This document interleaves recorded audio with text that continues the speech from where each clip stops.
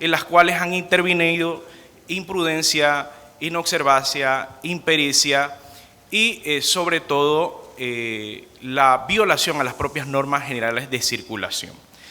Soy más partidario de denominarlo siniestros viales, y si bien son hechos de tránsito que ocurren regularmente en la vía pública o en vías de acceso público, son aquellos que por su magnitud generan tanto daños materiales como lo son lesiones leves, graves e incluso hasta la pérdida de la vida humana, como todos sabemos.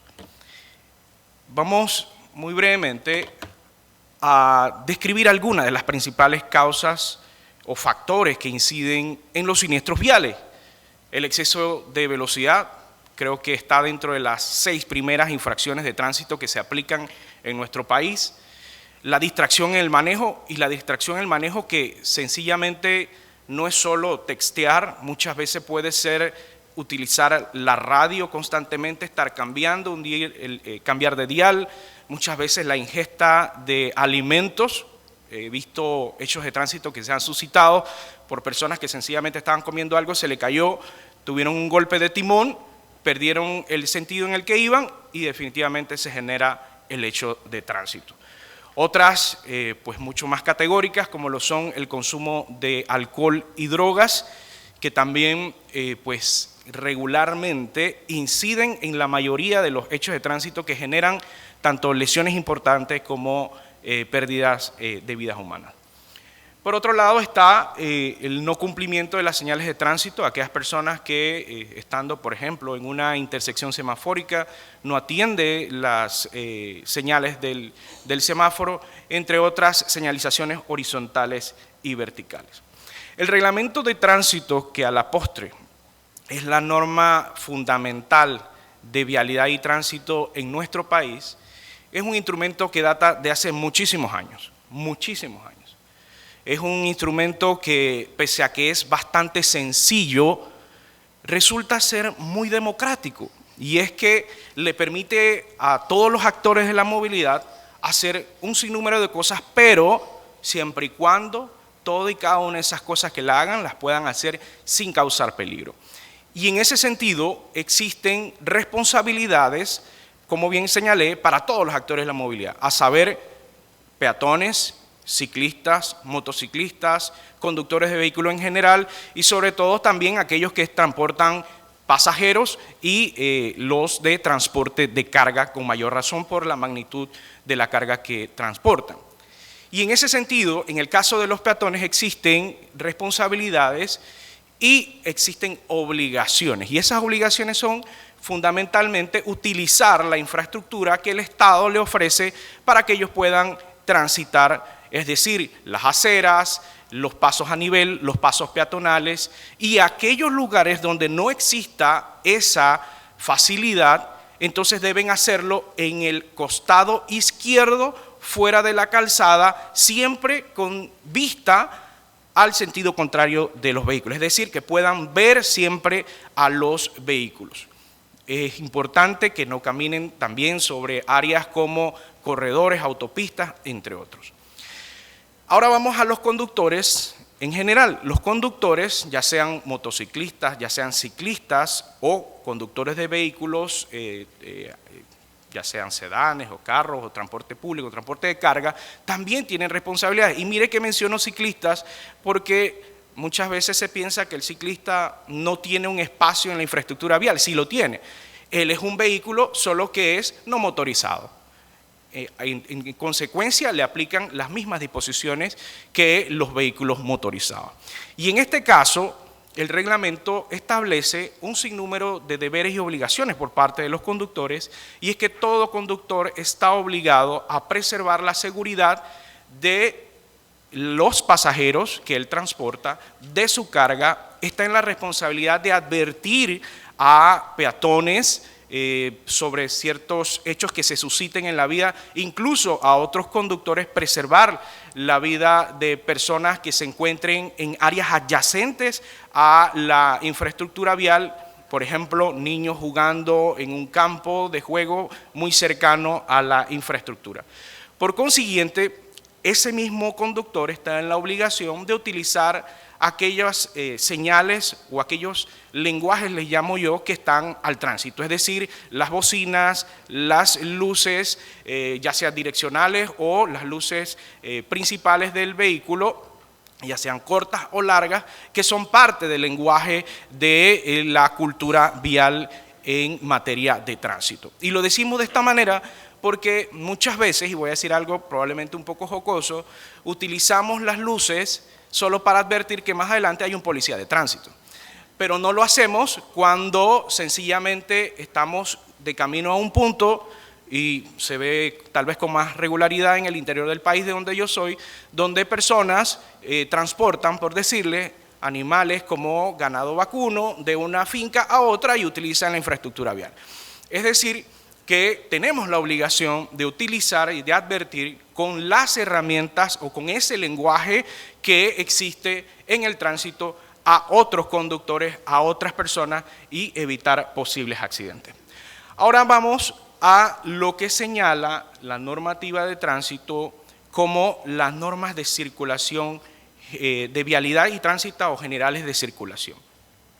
Estas normas son las que fundamentalmente me llegan a concluir que el reglamento de tránsito es un documento bastante democrático, porque te dice que todo conductor está obligado a moderar la marcha conforme a tres cosas particularmente: el tránsito, la vía y la visibilidad a otros conductores y a peatones.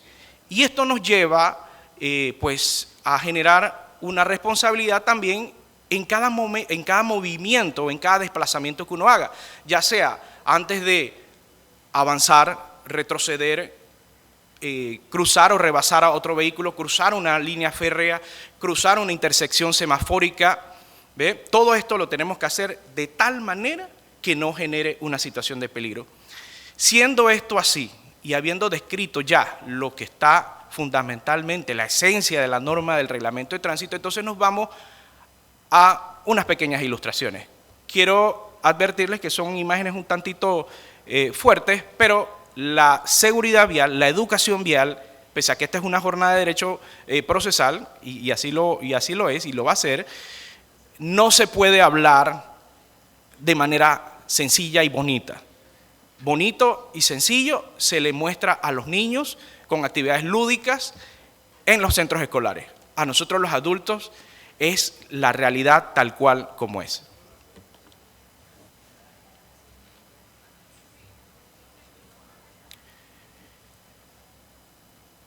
Todos hemos visto un vehículo se desplaza sobre la calzada, estaba atento, el primero estaba atento al tránsito, porque vio un peatón que iba a hacer su cruce de izquierda a derecha.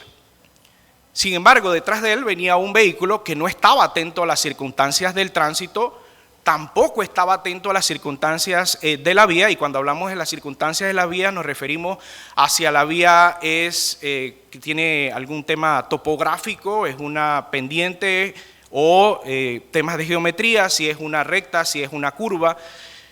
Y nótese que es una persona de transporte público, un conductor de transporte público. Y si hay alguien que se conoce mejor las calles y todas las vías alternas, secundarias que existen, son precisamente los transportistas. Por consiguiente, decir que probablemente no sabía que ahí había un cruce peatonal es poco creíble.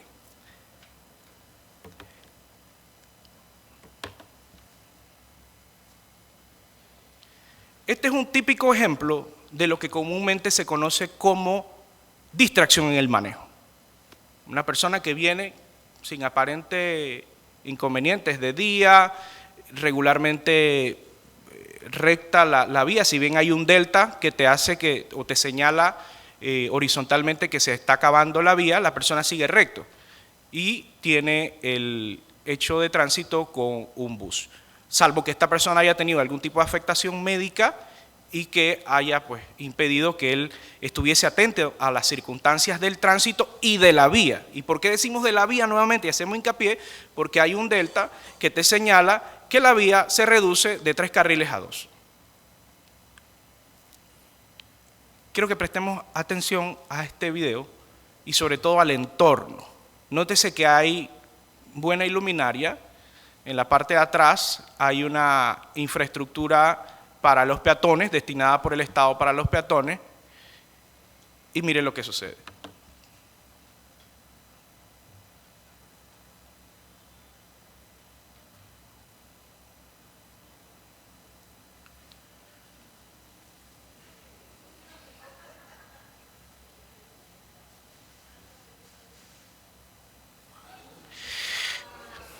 Debo aclarar que estos son videos públicos que salen difundidos en una red social de la Policía Nacional.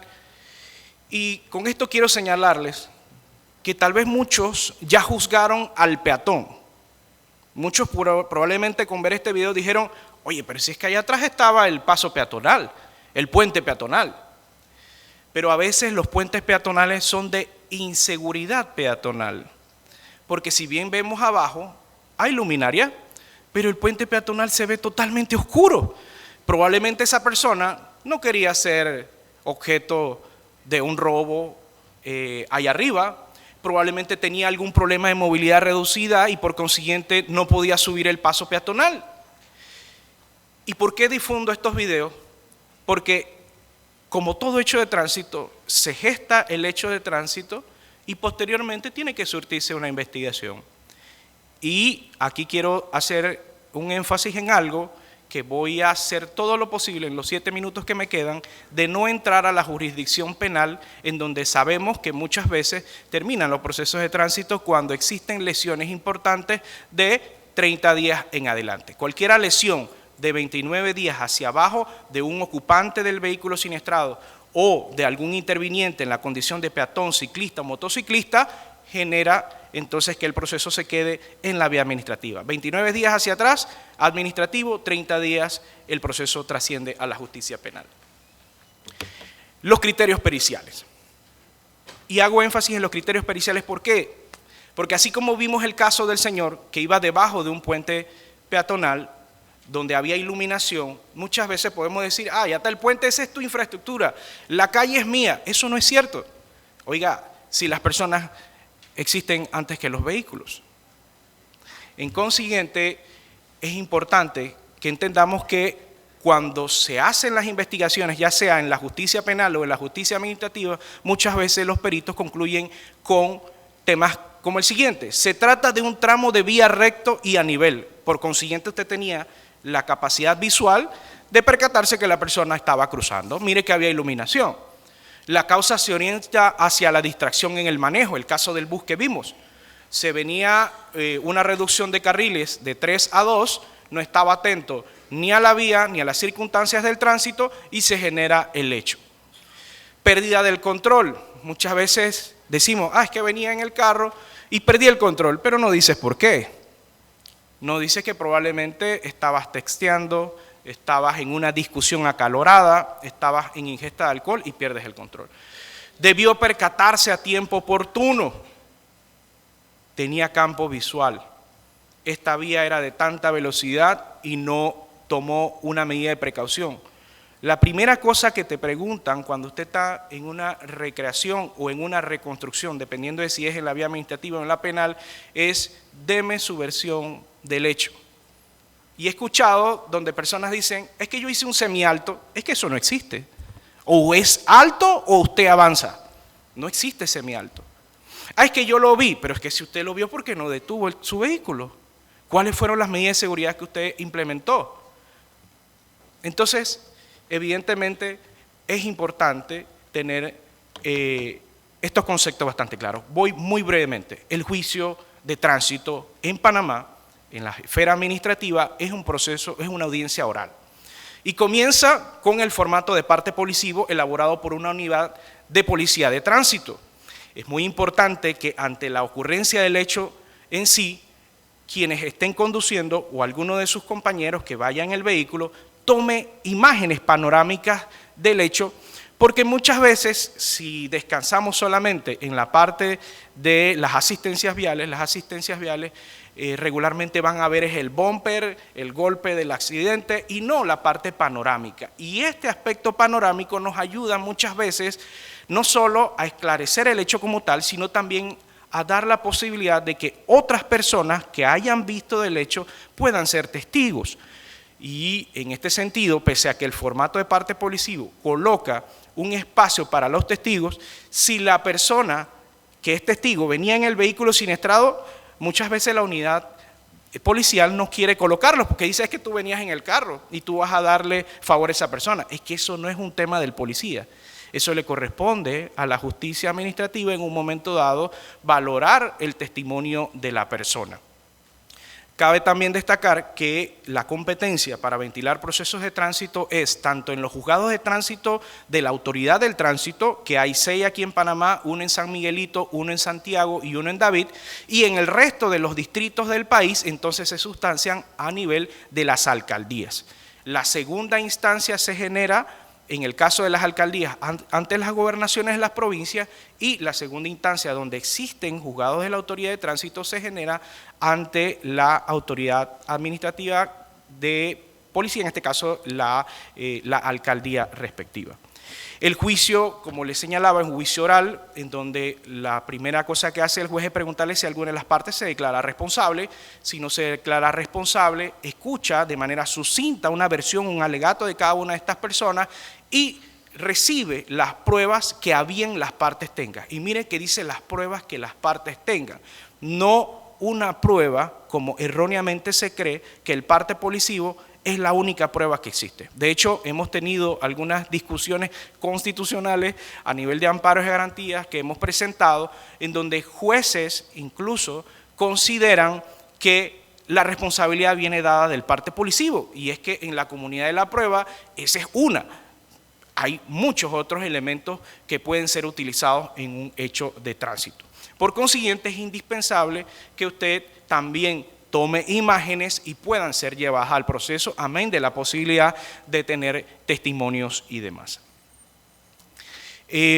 Como bien les señalaba, el tema de una vez que el juez escucha a las partes, analiza las pruebas, indistintamente si haya que practicar una prueba pericial o no, él emite una decisión que puede ser recurrida, como bien señalé, en grado de apelación, ya sea a la gobernación de la provincia si fue sustanciada por una alcaldía, o a una alcaldía si fue sustanciada en primera instancia por un juzgado de tránsito de la Autoridad del Tránsito.